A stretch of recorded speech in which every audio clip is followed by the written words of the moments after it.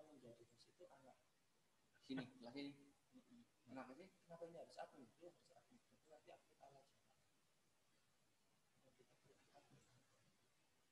Ya kenapa sih? Nggak tahu. Ini kalau ini yang namanya ini apa? Sunya yang penasaran. Sunya. Jadi kita aktifkan itu. Terus ya. Kemarin siapa mas kemarin?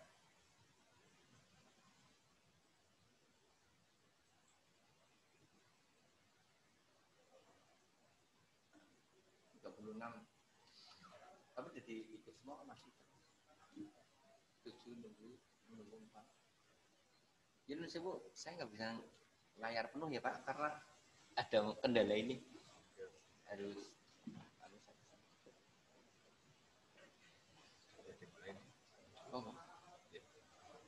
Assalamualaikum warahmatullahi wabarakatuh.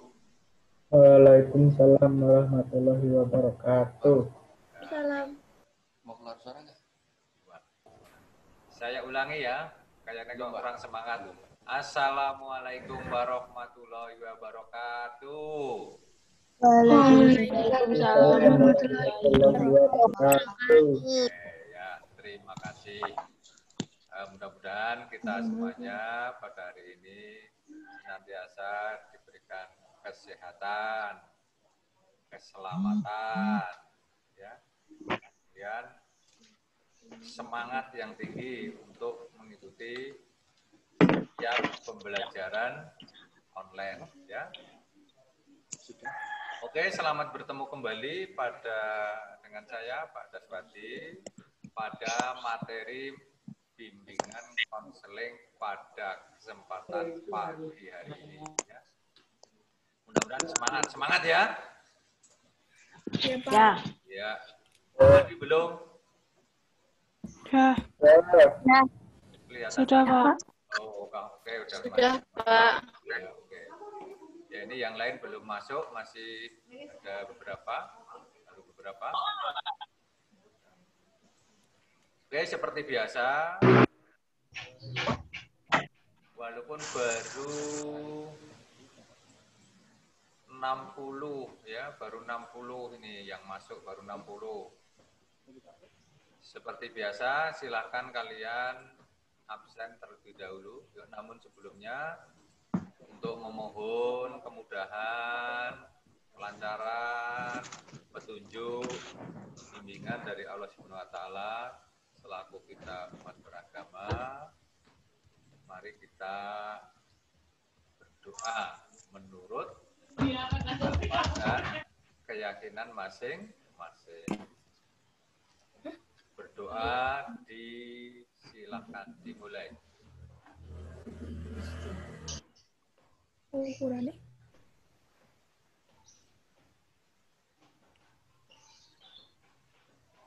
Oke, selesai. Terima kasih. Mudah-mudahan dengan setiap saat, ya saya berharap setiap saat kalian melakukan kebaikan, awali dengan berdoa. Tapi kalau kejelekan, tidak usah berdoa. Saya berharap untuk setiap kita mengawali kegiatan yang baik-baik, awali dengan berdoa, paling tidak dengan membaca Bismillahirrahmanirrahim. Ya. Baik. Anak-anakku sekalian, masih dalam bimbingan dan konseling. Kali ini Pak Jas akan menyampaikan tentang ketahanan dalam menghadapi kesulitan atau bahasa kerennya adversity quotient, ya. Adversity quotient, ya. Atau kemampuan ketahanan menghadapi sebuah kesulitan. Setiap orang, setiap dari kita di dalam perjalanan hidup ini pasti tidak lepas dari yang namanya rintangan, hambatan, bahkan kesulitan. Itu setiap orang. Jadi orang itu apalagi untuk mencapai cita-cita, keinginan, itu pasti ada tantangannya. semakin cita-cita kita tinggi, semakin cita-cita kita itu memiliki kualitas yang tinggi, maka tantangan akan semakin berat. Mesti jadi setiap orang itu memiliki tantangan yang sangat berat. Oleh karena itu, pada kesempatan ini Pak saya ingin kita bahas bagaimana sih menghadapi tantangan-tantangan yang kita hadapi, karena setiap orang hidup itu pasti punya tantangan, pasti punya rintangan. Nah, tantangan, rintangan, kesulitan, ya, itu ya harus kita hadapi, bukan kita menyerah. Oke. Kita buka materinya. Ya. Oke.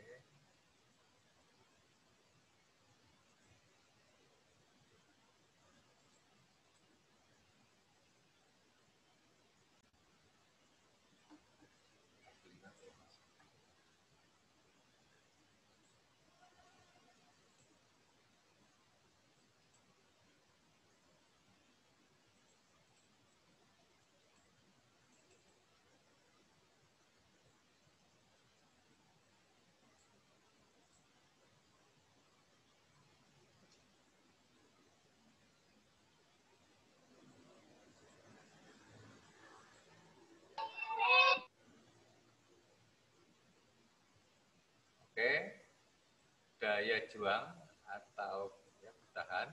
Nah, ini. Kemampuan seseorang untuk tetap bertahan dalam menghadapi kesulitan dan dapat mengatasinya. Ini yang perlu kita bangun pada diri kita masing-masing. Sekali lagi bahwa setiap dari kita di dalam perjalanan kehidupan ini meraih cita-cita ini atau untuk berprestasi itu ada rintangan, maka diperlukan daya juang yang tinggi. Ini yang akan kita bahas, kemampuan seseorang untuk tetap bertahan dalam menghadapi kesulitan dan dapat mengatasinya. Seperti akan kami sampaikan, contoh berikut ini adalah contoh seseorang yang di dalam kesulitan, hidupnya di dalam kesulitan, tapi memiliki sebuah daya juang yang tinggi, bahkan sukses sampai berhasil, sampai semuanya dia itu mengenyam pendidikan dengan gratis karena daya juangnya untuk mengatasi kekurangan rintangannya itu untuk sukses. Kita lihat ini, cermati video yang akan kalian lihat di sini, yaitu kisah seorang yang memiliki keterbatasan di bidang ekonomi tapi sukses berat atau sukses benar-benar sukses menjadi seorang yang prestasinya cukup hebat.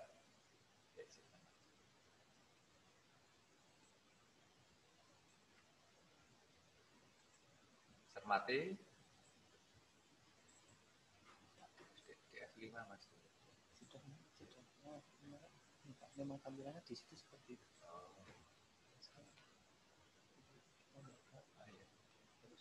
Masuk sana saja. Ya. Ya, kita ini agak sedikit ada berbeda teknis, mudah-mudahan bisa teratasi. Ini tadi. Kita tadi pakai langsung muter video saja. Muter video saja.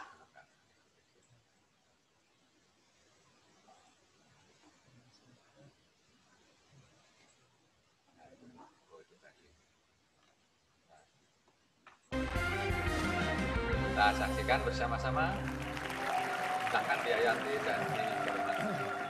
Jadi singkat cerita Reni itu dulu lulus S1 di mana ya waktu itu ya?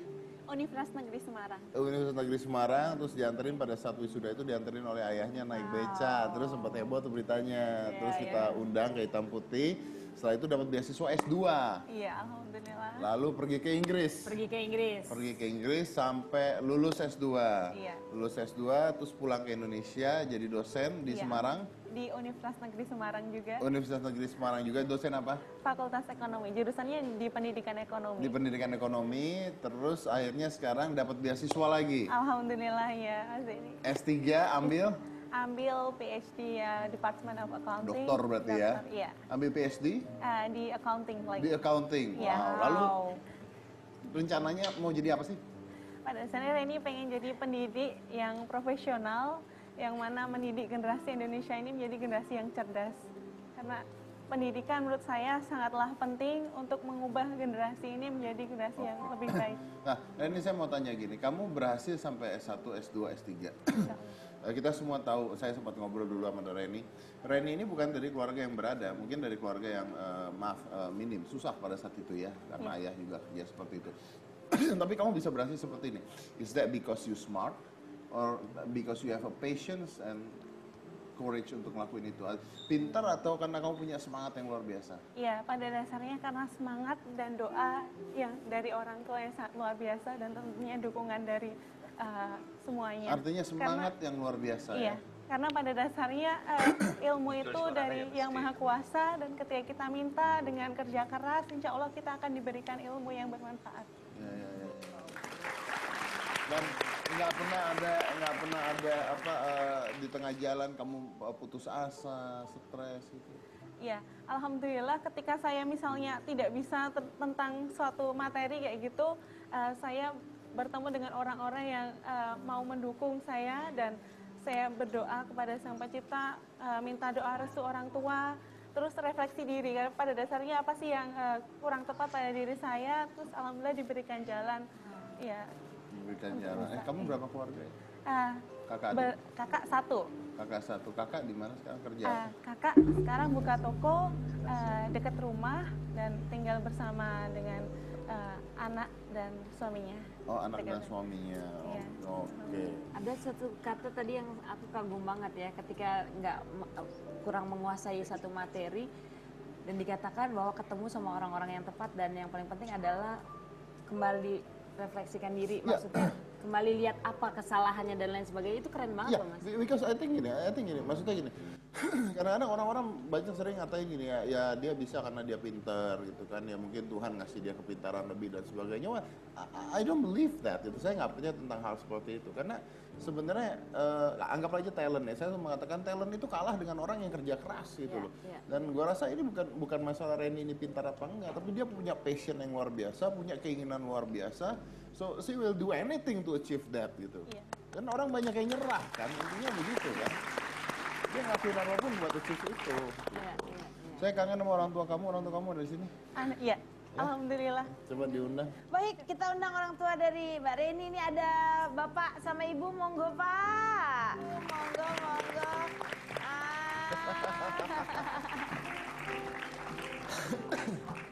Iya. Silahkan Ibu.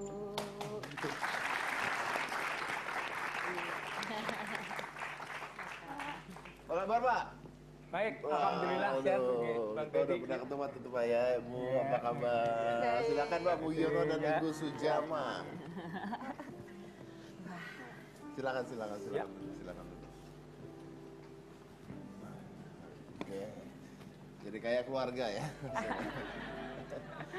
Dapat adik ya. Pak Mugiono apa kabar? Baik, alhamdulillah. Baik. Waktu itu ingat ya kita pernah undang juga naik beca di sini ya. Oke, gimana Pak? Ibu rasanya punya anak sekarang anaknya mau jadi dokter? Senang. Hah? Senang. Oh ya senang pasti. Ibu dulu pendidikannya apa Bu? Saya enggak SD. SD. Bapak apa Pak? Saya SMP apa itu ikut Akreditasi.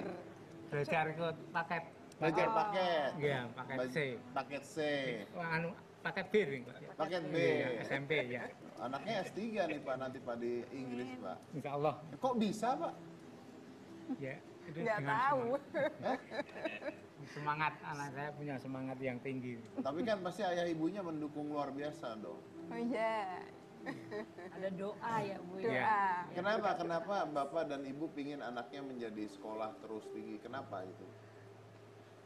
Kalau saya, alhamdulillah pemerintah ada kesempatan, anak saya masih ada kemauan. Jadi saya hanya mendorong atau memberi motivasi, cari ilmu yang setinggi mungkin.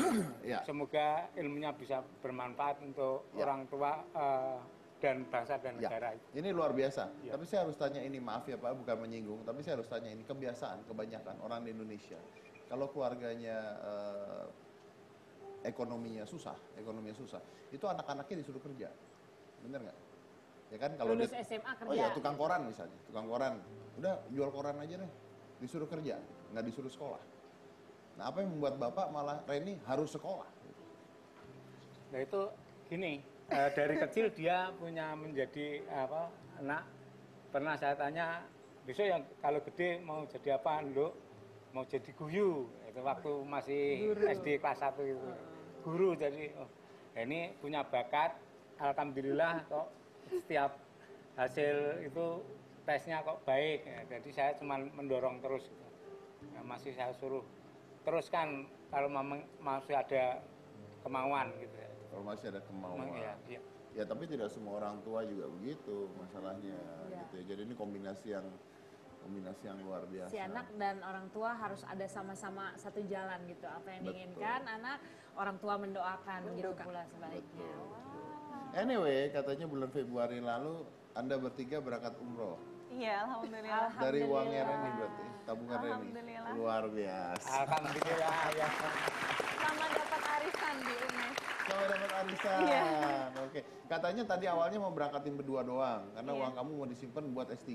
Iya, untuk buat visa. Tapi kok akhirnya jadi berangkat bertiga? Iya, karena awalnya saya nggak tahu apakah saya akan jadi untuk kuliah S3 apa enggak, seperti itu. Jadi saya sambil daftar beasiswa, sudah saya relakan. Yang penting yang terbaik saya juga bisa derekkan bapak dan ibu ke sana. Menemani ya? Menemani beliau ke sana, jadinya ternyata begitu pulang biasanya lolos juga. Lolos juga.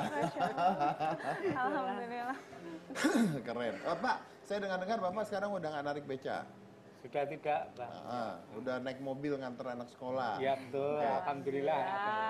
Terus kalau malam katanya jadi masih digunakan di SMK 1 penjaga malam. Kenapa Pak? Kan udah Reni udah kerja, udah bagus. Bapak jaga malam kan nggak capek Pak? Apa itu ya? Tetap mau kerja ya? Nggak mau dilarang, nggak boleh kerja? Tapi untuk olahraga masih. Untuk olahraga? Untuk olahraga pagi-pagi subuh itu? Kenapa Pak? Kalau saya selagi masih mampu tenaganya, saya masih siap mau bekerja. Prinsip saya gitu.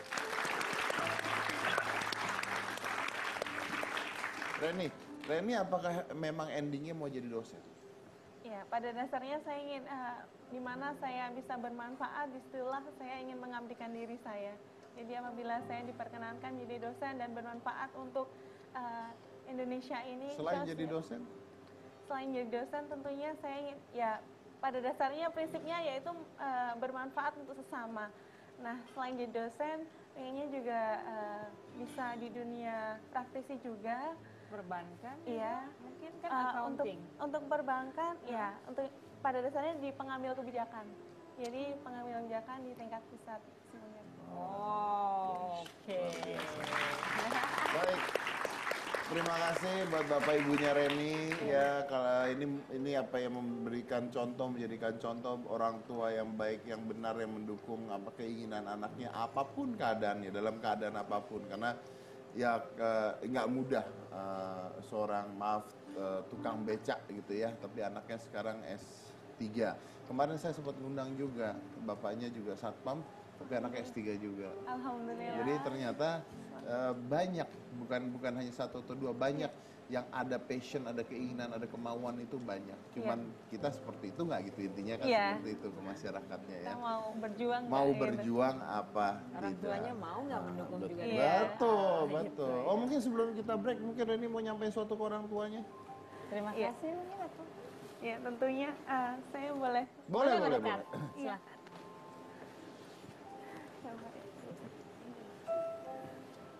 Bapak, Mama, Iya. matur nuwun sangat. Terima kasih banyak atas doanya, atas dukungannya. Reni bukan siapa-siapa. Tanpa dukungan Mama kali Bapak. Iya. Reni nyuwun doa restu Mama, Bapak. Ya, sama-sama Bapak mendoakannya. Semangat. Mudah-mudahan ilmunya bermanfaat untuk orang tua Semoga dan dia bangsa yang dan bermanfaat. negara. Ya, semangat terus. Matur nuwun sangat nggih Mama, nggih Bapak. Ngapunten menawi banyak salah atau hilang. Ya, sama-sama no. Bapak ya kalau ada kesalahan ya maaf ya. No. misalnya Bapak.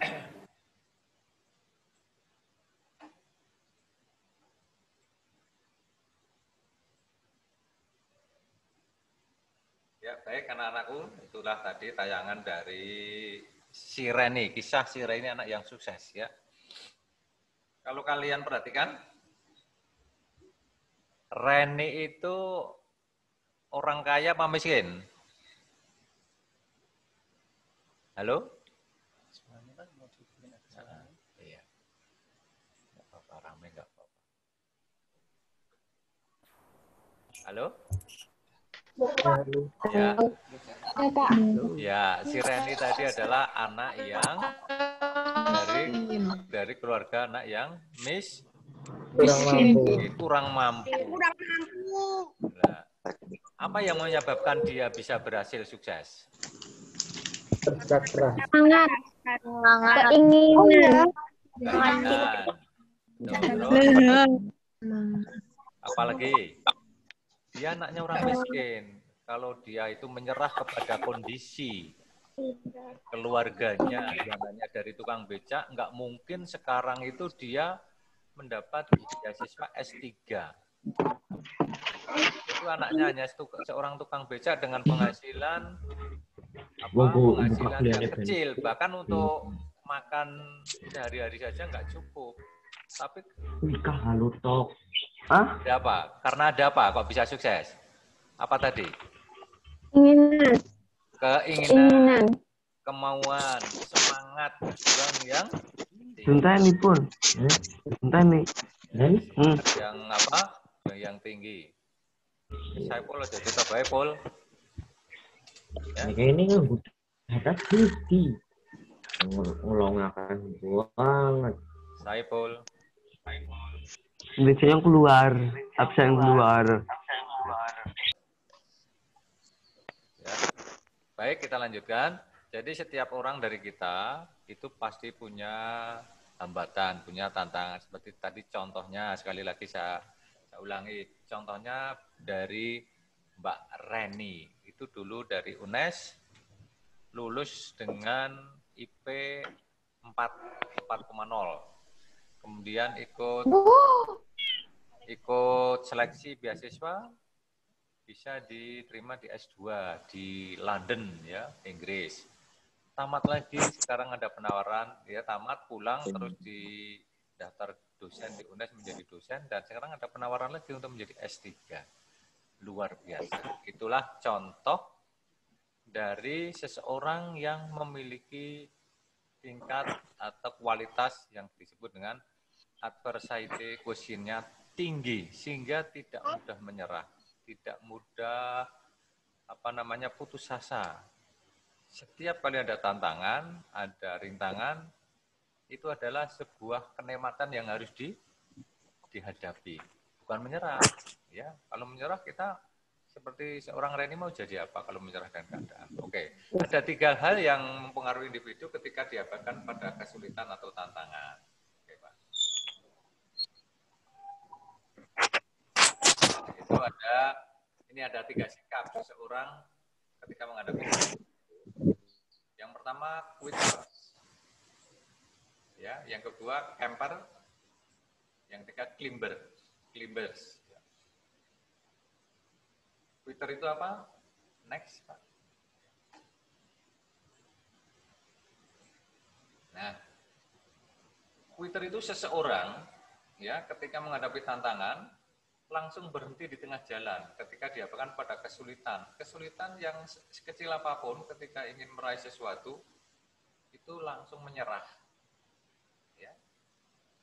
Ini yang disebut dengan sikap putar. Jadi pada seseorang itu pasti ada tantangan, misalnya sekolah seperti saat ini tidak ada tidak punya kuota, tidak punya HP, pada dituntut harus mengikuti pembelajaran online. Tapi karena tidak menyerah, ada usaha bagaimana mengatasi kesulitan itu. Tapi kalau mereka yang sikap Twitter ini begitu ada tantangan seperti itu langsung menyerah, nah kalian tidak boleh. Dan yang berikutnya ada campers, berani menghadapi kesulitan dan tantangan, tapi jika terlalu berat, maka mereka juga akan berhenti untuk berjuang. Jadi ini agak lebih baik sedikit dari Twitter. Ya. Jadi ada tantangan tapi berani menghadapi, tapi ketika ada tantangan lagi yang dirasa lebih berat, langsung menyerah. Ini sikap yang kedua. Kemudian yang ketiga, climbers. Orang ini ketika menghadapi kesulitan, atau tantangan, atau rintangan, atau hambatan yang sangat besar pun, maka akan terus berjuang, berusaha menghadapinya dan punya keinginan harus ditaklukkan dan mencari jalan keluar dan tidak mudah berhenti dan tidak akan pernah berhenti ketika keinginan itu belum tercapai. Lah, contohnya tadi dari Mbak Reni itu bisa kita masukkan ke golongan yang ketiga ini, yaitu climbers. Jadi ketika menghadapi kesulitan ekonomi dengan penghasilan orang tuanya yang tidak menentu, bagaimana melawannya? Melawannya dengan harus berprestasi. Karena apa? Dengan prestasi itulah ternyata akan bisa mengantarkan orang itu menjadi sukses. Siapapun dari kalian, dari kondisi apapun, dalam situasi apapun, dalam situasi kesulitan apapun, tapi ketika kalian itu punya kemauan untuk berprestasi, insya Allah ada jalan keluar. Jadi ketika kita menghadapi tantangan, yang paling bagus itu ya kita bisa masuk kelompok 3 ini. Namun ya memang ini orang-orang yang pilihan. Tapi sebetulnya kalau kita berpikir, kenapa si Reni bisa, saya tidak bisa, si Reni pun bisa, maka saya harus bisa. Itu yang harus kalian tangkap, atau pesan yang harus kalian tangkap dari cerita tadi. Oke, lanjut Pak.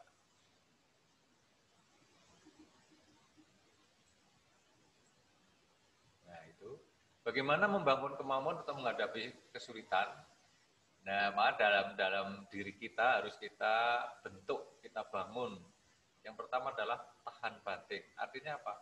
Kita tidak mudah menyerah. Jadi kesulitan yang kita hadapi harus kita taklukkan, kita nikmati. Memang tidak mudah sih membangun seperti itu. Wah, ngomong sih gampang. tapi harus kita bangun. Kalau kalian ingin bisa benar-benar sukses, apalagi saat ini itu kompetisi untuk mencari kesuksesan itu adalah sangat ketat, kompetisinya sangat ketat. Ya. Apalagi menurut para ahli itu nanti kalian itu termasuk nanti dihadapkan termasuk nanti generasi yang bonus demografi itu ya. Kalian termasuk bonus demografi di mana itu angkatan usia kerja itu lebih banyak dibandingkan usia angkatan yang non produktif. Jadi usia produktif itu jumlahnya lebih besar dibandingkan orang yang tidak produktif. Ini apa artinya? Artinya persaingan untuk mencari peluang kerja, peluang sukses itu lebih ketat. Maka mental tahan banting ini perlu kalian miliki. Jadi jangan mudah menyerah, mudah pasrah, mudah mengeluh. Itu sama sekali harus kita buang jauh-jauh dari perasaan kita. Kemudian yang kedua tentu saja didukung dengan sifat yang ulet, keuletan. Nah, keuletan itu ya kreativitas yang tinggi lah ya, ulet lah. Senang mencari terobosan-terobosan. Oh, pakai jalan ini kok nggak bisa, pakai jalan yang lain ya. Cara ini nggak bisa, cara yang lain, masih banyak cara yang lain. Itu harus kalian tanamkan pada diri kalian. Di saat ini kan kalian menerima ilmu pelajaran, kemarin banyak yang ngeluh, Pak, menerima pembelajaran online kurang bagus. Nah, itu kan sebuah tantangan. Kalian cari cara yang lain karena sekarang banyak sumber belajar dari online itu banyak sekali yang mudah dimengerti. Jadi sifat ulet ini adalah tidak terpaku kepada satu penyelesaian masalah ya. Jadi kalau punya masalah, dengan cara ini tidak selesai, dengan cara yang lain. Dengan model begini tidak selesai, model yang lain. Ulet. Jadi kita harus mencari banyak solusi. Kemudian juga harus didukung yang namanya efektivitas. Efektif. Jadi ketika kita menghadapi tantangan kesulitan itu, kita harus bisa berpikir efektif. Artinya apa? Bisa menyelesaikan dalam waktu yang sangat singkat, tepat, mencari jalan keluar yang tepat. Nah, kemudian yang berikutnya adalah tentu saja kita bangun yang namanya confident atau kepercayaan diri, keyakinan bahwa saya yakin di dalam diri saya bahwa masalah itu bisa saya hadapi. Ya, masalah ini ya, mesti saya bisa selesaikan. Kan itu penting, ya, penting keyakinan, percaya diri itu penting. Seseorang tidak akan bisa sukses, tidak bisa akan berhasil kalau kepercayaan dirinya rendah. Jadi orang yang tidak punya, kepercayaan dirinya rendah itu pernah saya katakan kemarin, orang yang selalu memandang dirinya itu serba kurang, lebih jelek dibandingkan dengan orang lain, lebih jelek dibandingkan yang lain, itu merasa tidak pede, lebih bodoh, lebih jelek, lebih miskin, lebih apa. Jadi kita harus menjajarkan kita dengan yang lain itu sama. Ya, lanjut Pak. Waktunya kurang 7 menit. Nah, inilah kalau kita sudah di dalam diri kita sudah terdapat jiwa tadi, kemampuan untuk menghadapi tantangan. Sekali lagi, setiap dari kita, setiap orang itu di dalam perjalanan hidupnya mesti menghadapi tantangan. Hanya tingkat kesulitan, tingkat tantangan itu tentu saja berbeda-beda. Nah, kalau kita seseorang yang beragama Islam atau agama yang lain, saya kira jadi memang Allah itu sendiri akan memberikan sebuah tantangan, cobaan itu sudah diukur dengan kekuatan orang yang diberinya. Sehingga diperkirakan atau oleh Allah itu orang itu diberi tantangan ini mesti bisa melaksanakan. Kalau kita yakin ya, atau di balik kesulitan, di balik tantangan pasti ada jalan keluar. Jadi seperti itu. Nah, ketika sudah di dalam diri kita bangun seperti itu, kita punya adversity question yang bagus, maka pertama kita mampu mengukur diri sendiri, termasuk apakah saya ini, apakah yang saya lakukan selama ini benar atau tidak, itu sebetulnya seperti itu. Kemudian dua, membantu orang untuk mampu melihat seberapa besar diri seseorang dalam menghadapi kesulitan dan tantangan dalam hidup. Artinya kita juga bisa memberikan bimbingan pada orang lain. Oke, lanjut Pak. Oke, sebelum selesai ini juga ada video penutup lah. Video ini menggambarkan bahwa gambaran seseorang itu setiap saat, setiap detik, bahkan setiap waktu, jam, bahkan detik itu mesti dihadapkan tantangan. Ya, kita lihat saja, kita ambil hikmahnya. Dan ini sekaligus penutup dari Pak Jas. Mudah-mudahan kalian bisa mengambil hikmah yang besar dari tayangan ini.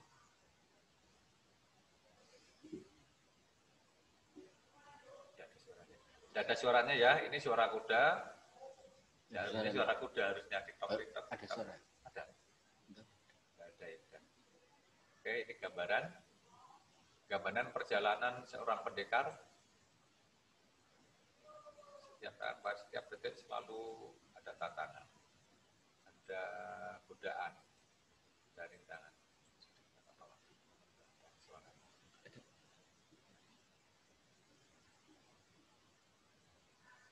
Rangkaian masalah setiap hari, setiap saat ada.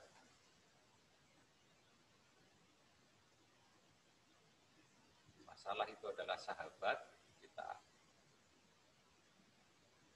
Bagaimana menghadapinya?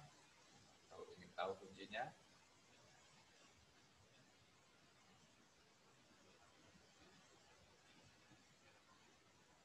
adalah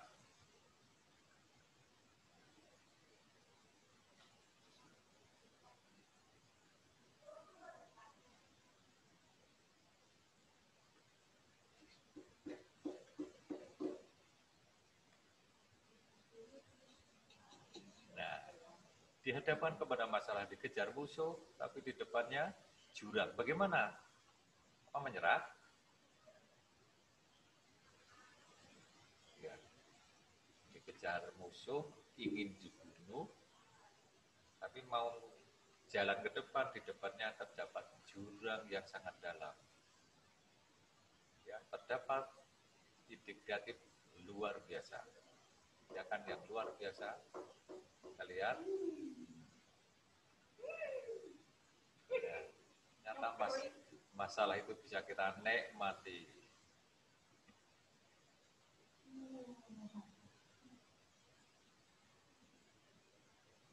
Oke, penjahatnya melomo.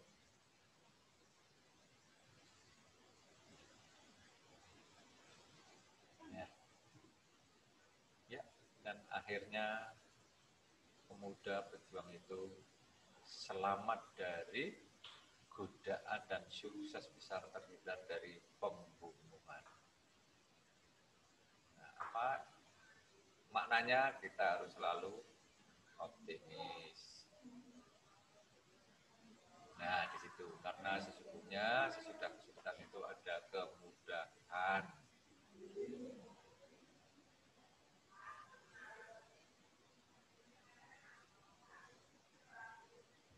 Kesulitan itu teman kita hidup, memang ada kesulitan. Nah, ternyata di balik kesulitan itu ada kemudahan.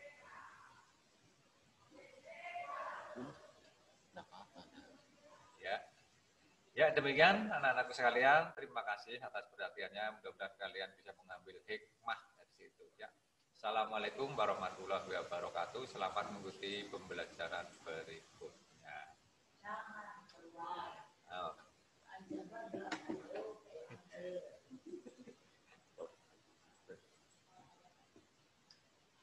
Terima kasih Pak Haji. Oke.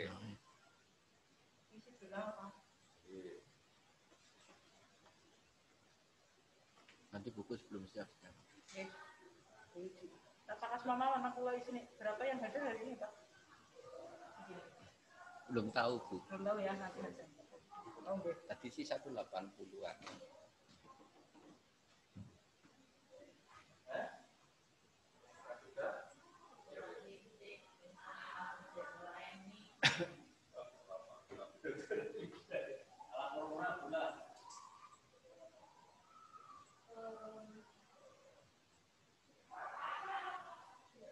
Kantor pundi, Pak Das?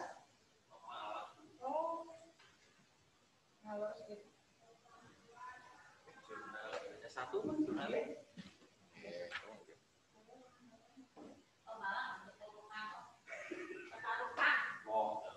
Ya 1.000 lah. Ini yang tahu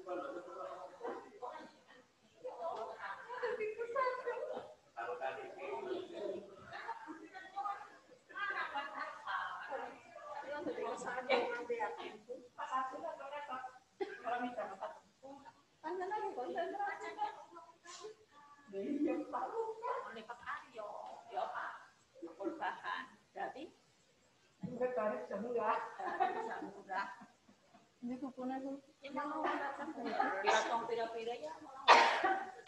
Tong pira-pira. Lu saya ini kamu tampangnya.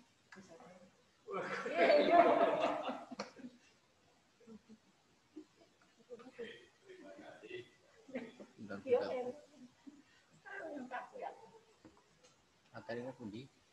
Materinya sudah di situ tadi Bapak ini apa bukan? Ini. Bukan ya.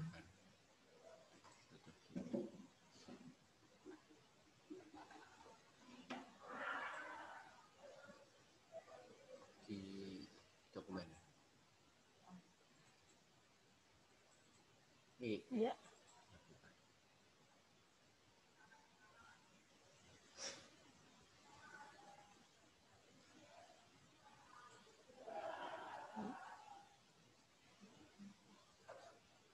Nanti ada di situ. Dibuka nggak soalnya? Buka dulu. Buka dulu.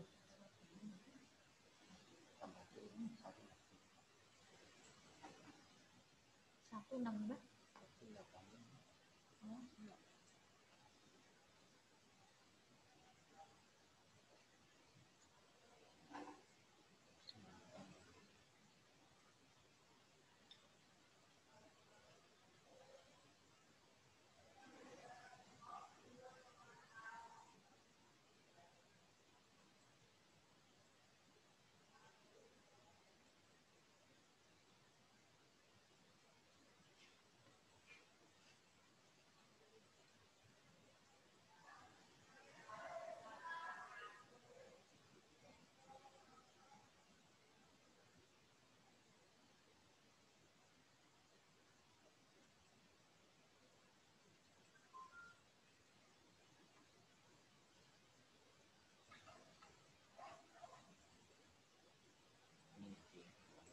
Assalamualaikum warahmatullahi wabarakatuh.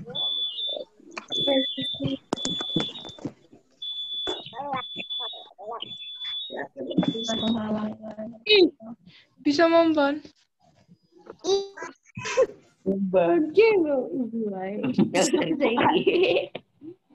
Assalamualaikum.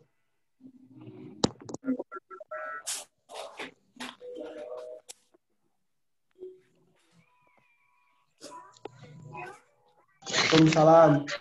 Ayolah.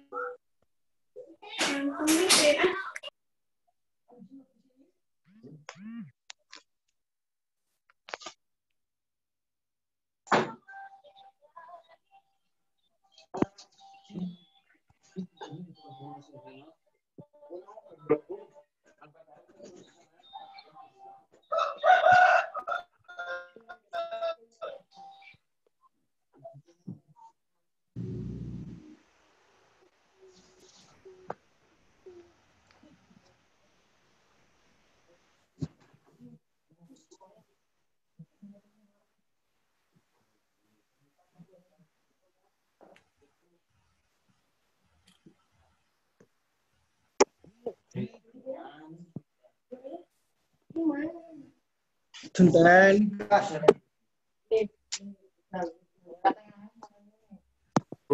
Itu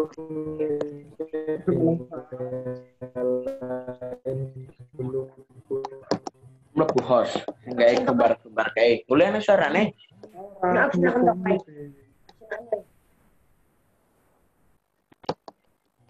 aja penggawean nanti sumpah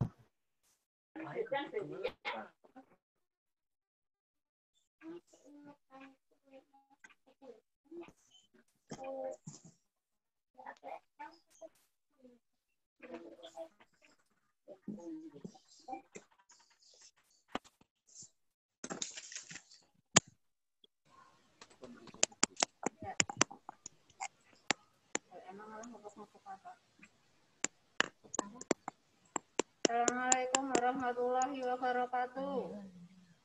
Waalaikumsalam warahmatullahi wabarakatuh. Alhamdulillahirrahmanirrahim. Akhirnya tersambung juga. Bagaimana kabar kalian? Masih semangat? Baik. Alhamdulillah baik. Ya, sudah siap dengan pembelajaran jam kedua? Sudah. Ya. Adiknya ikut jawab. Disiapkan buku bahasa Indonesianya ya, buku paketnya ya. Buku paketnya disiapkan. Sudah. Nah, sebelum kita memulai kegiatan pembelajaran bahasa Indonesia untuk hari ini, marilah kita awali kegiatan bersama dengan berdoa terlebih dahulu. Silakan berdoa dimulai.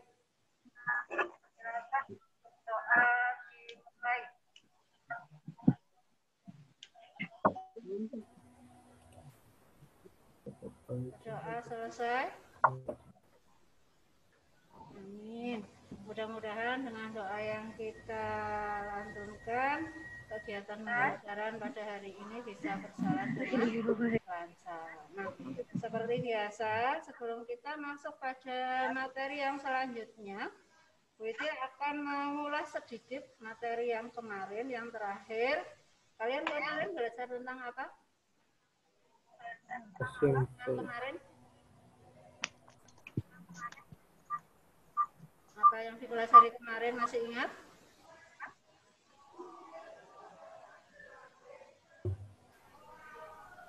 Dibuka coba.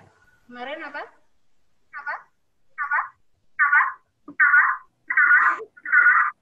Iya.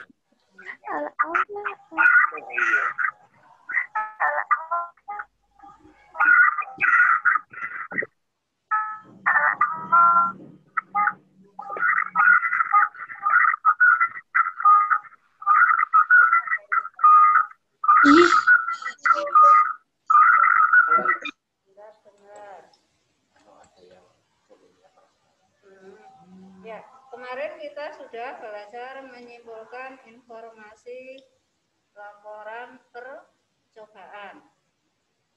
Ya, ada beberapa pertanyaan yang harus dijawab. Kemudian tugas struktur seperti kemarin ternyata masih ada yang belum mengumpulkan, juga minta tolong setiap kegiatan selesai kemudian tugas terstruktur dikerjakan, dikumpulkan pada hari itu juga.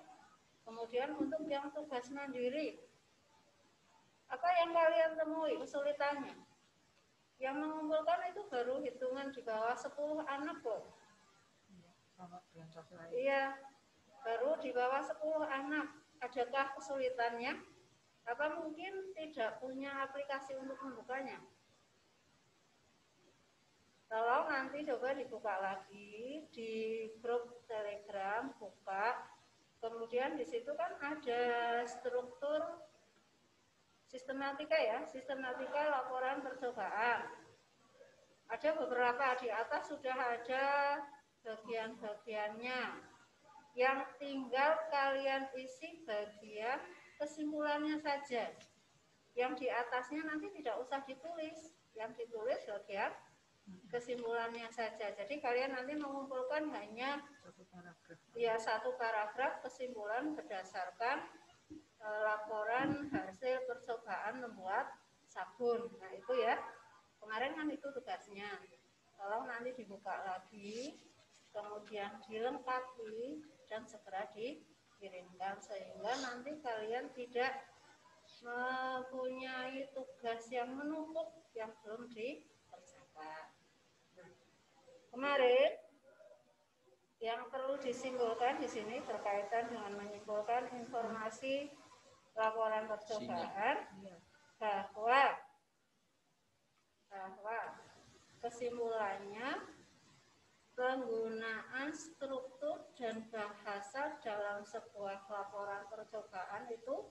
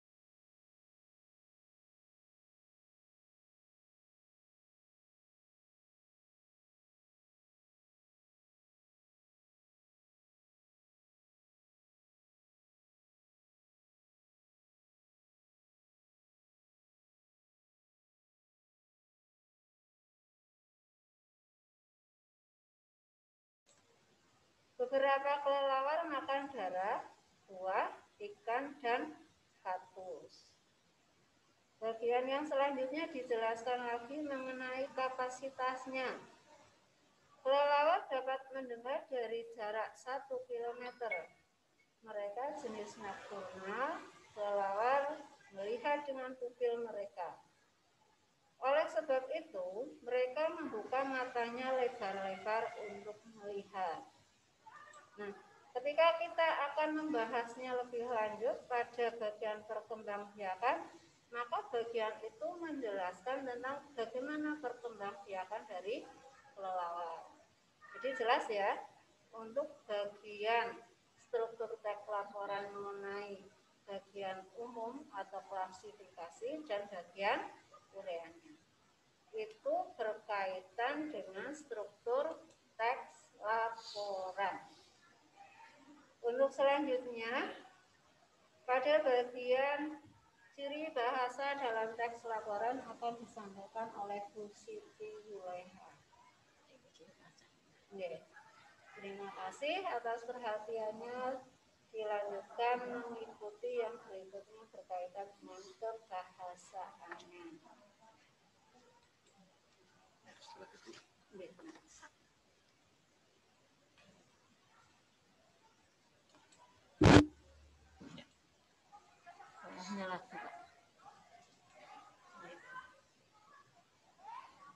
Ya.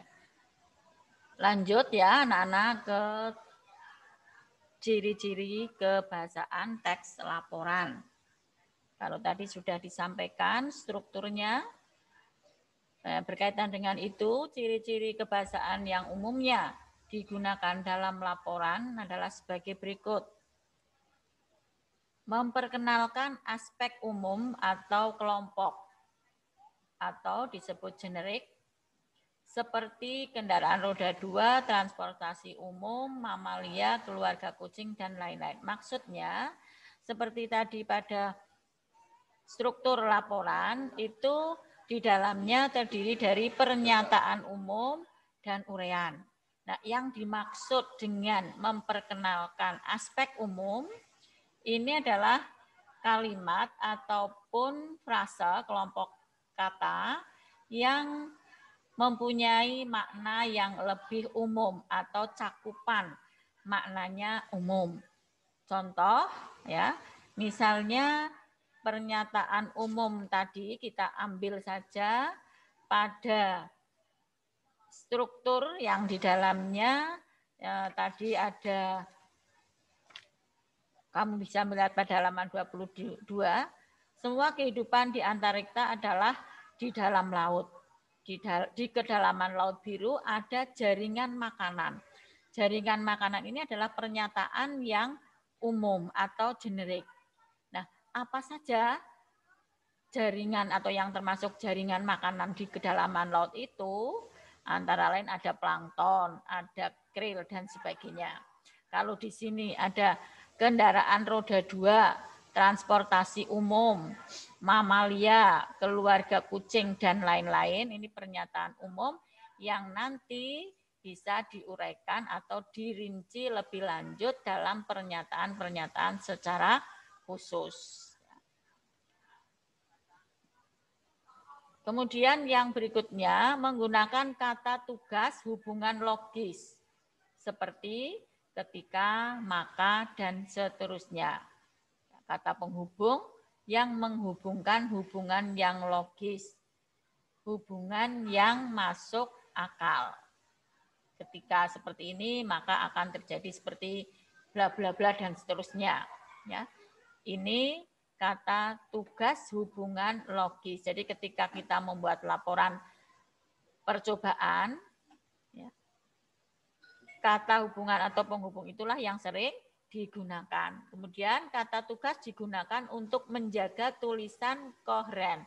Koheren itu artinya berhubungan antara kalimat yang satu dengan kalimat yang lain atau kata yang satu dengan kata yang lain pada kalimat, yang menghubungkan antar kata pada kalimat ataupun menghubungkan kalimat dengan kalimat dalam paragraf yang kita tuliskan. Ini yang dimaksud dengan koheren atau kesesuaian, keterkaitan.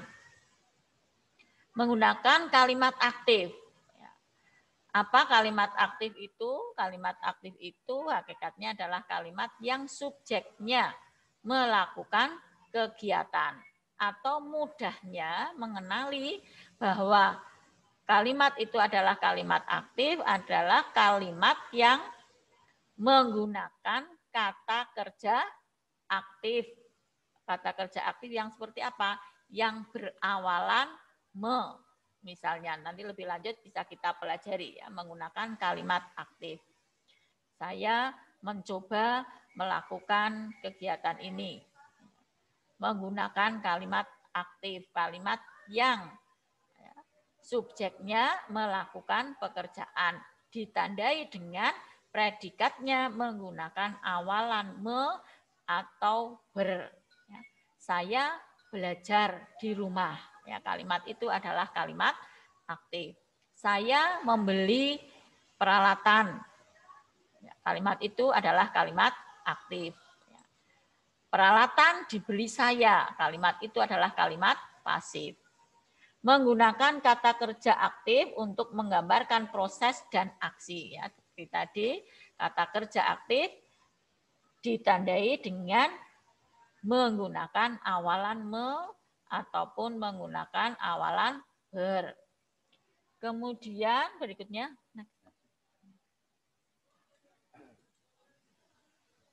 tidak ada urutan waktu, tetapi ada urutan kegiatan. Ya. Oke, tidak ada, ya kamu bisa melihat di buku kamu ya, halaman 25 itu ada. Ya. Tidak ada urutan waktu, tetapi ada urutan kegiatan. Ya, urutan waktu itu biasanya digunakan dalam laporan perjalanan, misalnya. Ya, urutan waktu mula-mula ya, saya sampai di Parangtritis dan seterusnya. Ya.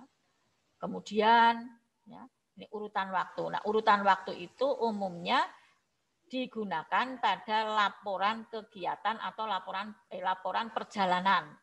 Tetapi di laporan percobaan ini dominan atau banyak menggunakan urutan kegiatan. Ya. Bagaimana urutan kegiatan itu? Misalnya pertama-tama kita siapkan semua bahan. Kemudian setelah itu ya, dan seterusnya. Ya.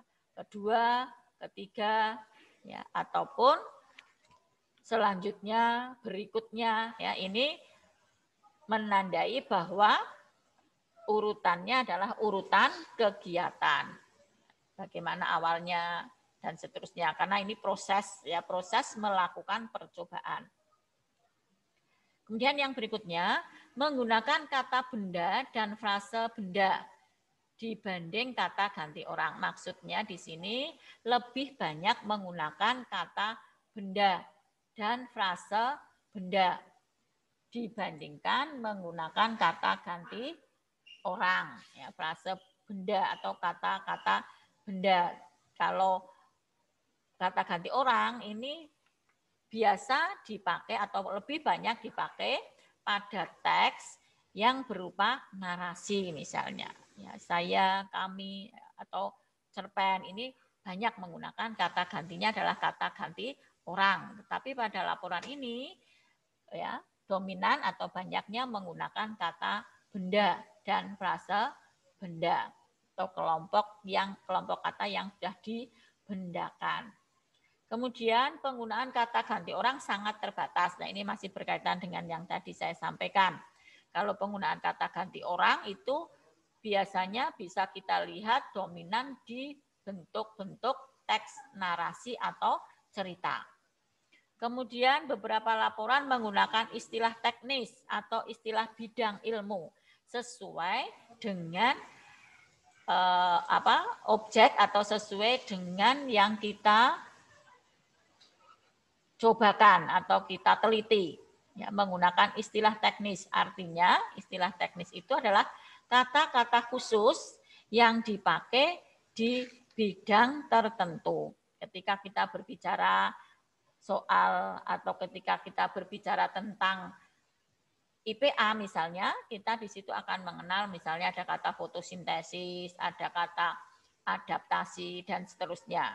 Ya, seperti pada contoh kita berbicara tentang Antartika, kita melihat di situ ada istilah plankton, ya, kemudian ada istilah krill.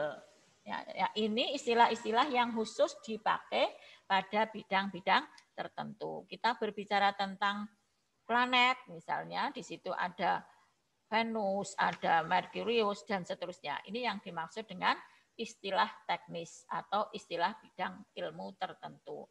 Jadi di dalam laporan percobaan hanya kita gunakan istilah-istilah yang mungkin kalau kita lihat sepintas, istilah itu asing. Dan istilah itu hanya dipakai khusus di bidang-bidang tertentu saja. Kemudian yang berikutnya laporan percobaan biasanya disertai foto, diagram, peta, dan seterusnya. Jadi foto, kemudian diagram, mungkin bagan, ini adalah untuk meyakinkan, ya, meyakinkan bahwa laporan percobaan yang kita lakukan itu benar sesuai dengan data, ya, sehingga membutuhkan salah satu data bisa berupa foto, bisa berupa diagram, bagan, peta, atau apa tadi? Foto, diagram, bagan, peta, ataupun argumentasi yang berupa data-data yang lain. Ini tentang unsur-unsur ataupun ciri-ciri kebahasaan yang bisa kita peroleh atau yang bisa kita lihat, kita gunakan ketika kita membuat laporan percobaan. Ya, sampai di sini ada pertanyaan?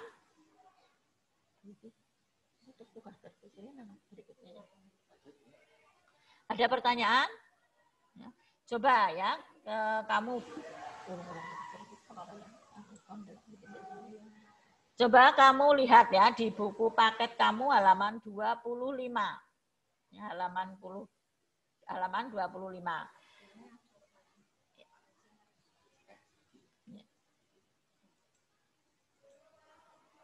Ya, halaman 25 ya.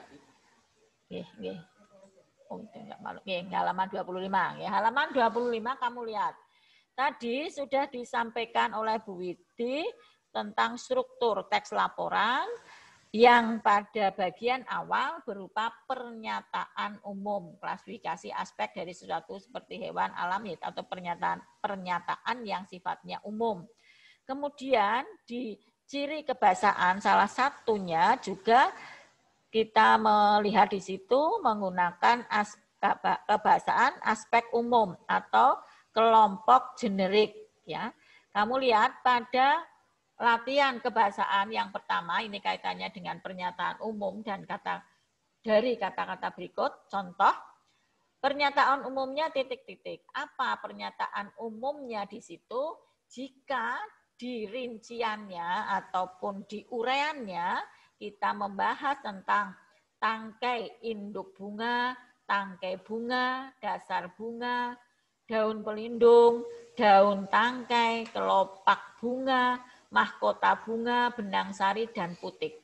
Maka pernyataan umum yang sesuai dengan rincian itu apa?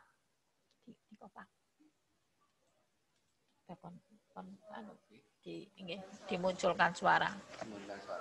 Nggih. Karo kan bocah.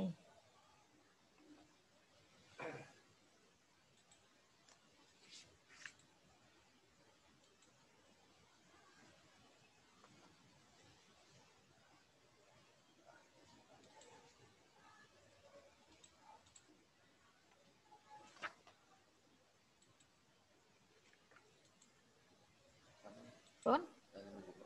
Oh, okay. Ya, coba sekali lagi kamu lihat latihan kebahasaan halaman 25 itu di Berikan pernyataan umum dari kata-kata berikut. Pernyataan umum, titik-titik. Kemudian di situ rinciannya atau penjelasannya, tangkai induk bunga, tangkai bunga, dasar bunga, dan seterusnya. Maka pernyataan umum yang tepat untuk mengisi titik-titik itu apa misalnya? Coba. Bagian-bagian Apa? Ya, siapa tadi? Kayak suaranya Tias apa ya? Apa ya? bagian-bagian bunga, Bu. Ya, betul sekali ya, bagian-bagian bunga. Jadi secara umum berbicara bagian-bagian bunga. Nah, bagian-bagian bunga itu terdiri apa? Tangkai induk bunga dan seterusnya. Paham ya? Paham. Ya, coba sekarang yang berikutnya.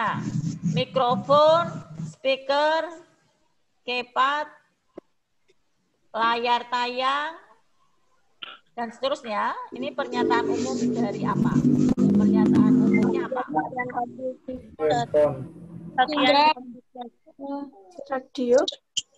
Ada mikrofonnya, ada speakernya, ada layar tayangnya, digital signal, komputer, GSM, SIM. Bagian radio. Bagian komputer. Layar SDK, memori bagian dari internal, laptop. bagian-bagian laptop atau bagian atau telepon. Yang itu apa? Yang sedang kamu gunakan sekarang apa? Telepon? HP. Ya, telepon genggam, HP, handphone, hand tangan, phone. Kemudian berikutnya, padi, belalang, katak, kadal, burung gelatik, tikus, ular, dan elang. Ini pelajaran biologi ini. Ada padi, apa? Ekosistem sawah. Rantai makanan di ya, itu beberapa contoh ya, beberapa contoh dari ciri kebahasaan yang pertama, yaitu memperkenalkan aspek umum atau kelompok generik ya. Pernyataan umum maksudnya tadi ada bagian-bagian bunga, ada telepon genggam, ada rantai makanan di sawah. Jadi intinya pernyataan umum ini masih memerlukan rincian atau kata-kata khusus bagian-bagian dari pernyataan umum tersebut. Kemudian menggunakan kata tugas hubungan logis, kata tugas untuk menjaga koheren, kemudian kalimat aktif dan sebagainya. Ini bisa kamu untuk mengenalinya lebih lanjut, kamu bisa mengisi atau mempelajari dan mengerjakan halaman 26 nomor 2. Tuh, ada istilah titik-titik berikut dengan kata-kata tugas yang tepat. Dan nanti kalau kata-kata tugas di bagian yang rumpang itu kamu isi, nanti di situ kamu akan mengenali lebih lanjut apa sih kata yang menyatakan hubungan yang logis, kemudian menjaga tulisan supaya lebih koheren atau ada keterkaitan, kemudian kalimat aktifnya mana, dan seterusnya.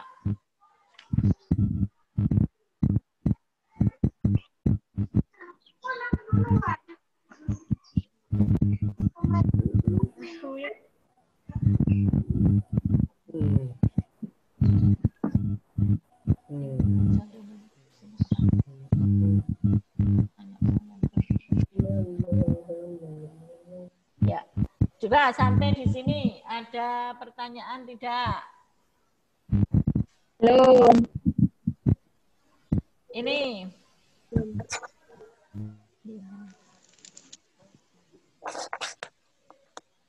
Coba kamu perhatikan tadi pada salah satu ciri kebahasaan itu ada salah satu butir di situ yang menyatakan menggunakan kata benda atau frasa benda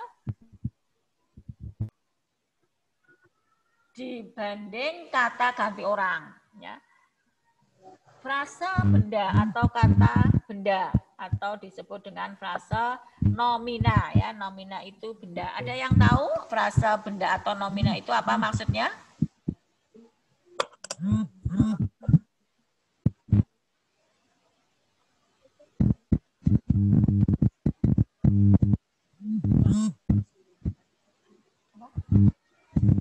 Ya.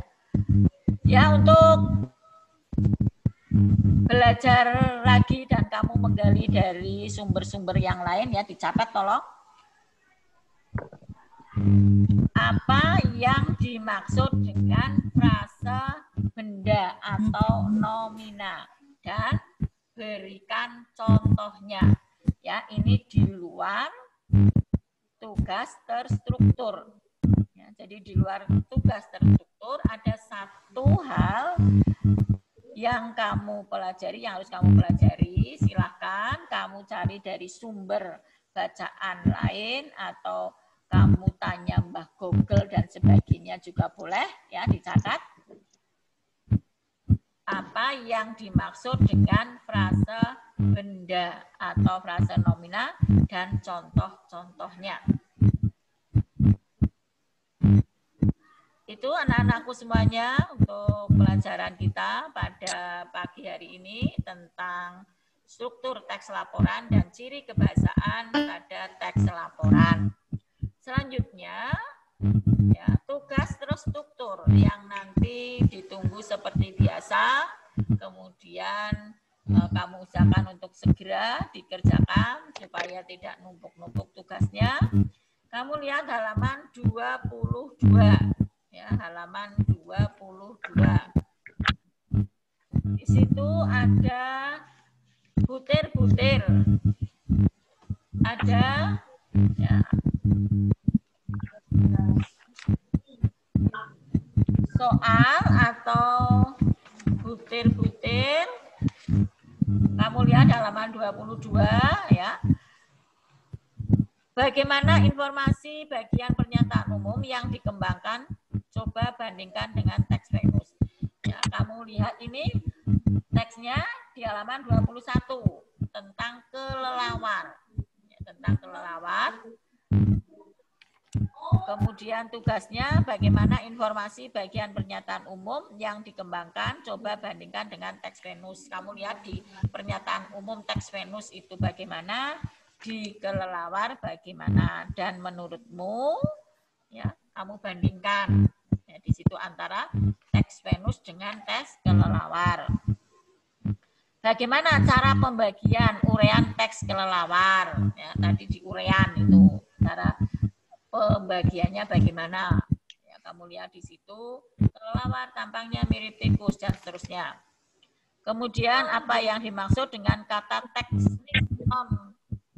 turnal dan pupil? Ya, carilah informasi tentang kata tersebut. Dapatkah kamu menambahkan informasi tentang kelelawar khas daerahmu? Tuliskan tambahanmu tentang kelelawar di daerahmu. Nah, kamu mungkin ya, mau kamu di rumah kamu bisa tanya orang tua kamu kelelawar yang di sekitarmu selain yang sudah disebutkan di pernyataan atau di kalimat pada contoh itu apa sih, misalnya oh kamu mengenal kalong, kelelawar kalong dan sebagainya. Silahkan dicari ya untuk istilah lainnya. Kemudian di beberapa daerah dikenal nama kampret dan kalong. Nah, ini jenis kelelawar yang manakah itu? Adakah nama khas dari daerahmu? Kamu lihat di situ.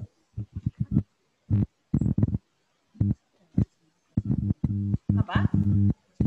Ya, tugas mandirinya, ya ini nanti kamu kerjakan seperti biasa ya. Tugas mandirinya disampaikan melalui grup Telegram. Itu anak-anakku, tugas mandiri, kemudian tugas terstruktur yang hari ini harus selesai. Silahkan nanti kamu kerjakan dan segera untuk dikirimkan. Nah, untuk minggu yang akan datang, ya, minggu yang akan datang kamu persiapkan untuk ulangan harian pertama. Materinya apa? Materinya tentang laporan percobaan yang sudah kita bahas bersama. Jelas? Jelas? Jelas belum? Jelas. Ya, terima kasih. Silakan kalian manfaatkan, gunakan kegiatan kamu di rumah, dibagi, istirahat, belajar, dan seterusnya. Sehingga mudah-mudahan kamu tetap sehat, semangat, ya. Kamu semuanya adalah generasi yang hebat. Ya, assalamualaikum warahmatullahi wabarakatuh. Waalaikumsalam warahmatullahi wabarakatuh.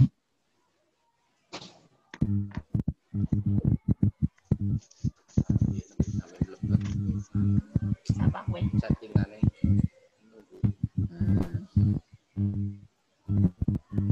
Melas tak dulu. Itu memang sinyalnya anak keluar masuk. Ada sekitar 20-an keluar masuk pasien.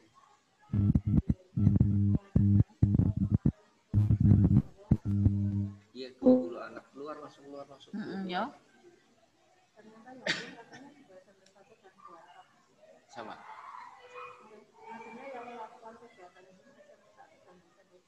Yang lain? Yang lain pada nganggo kae Pak, tinggal nunggu apa kayak lho orang-orang terkait banget ya. Ini juga Bu. Iya. Kasihan keluar masuk. Makanya yang itu jangan serta-merta di al-falah. Ya iyalah. Kan kita juga tidak tahu karena bukan wis berusaha, Pak. Berusaha masuk tapi nggak bisa. Kontrolnya tentang di koma itu tugas terstruktur di rumah.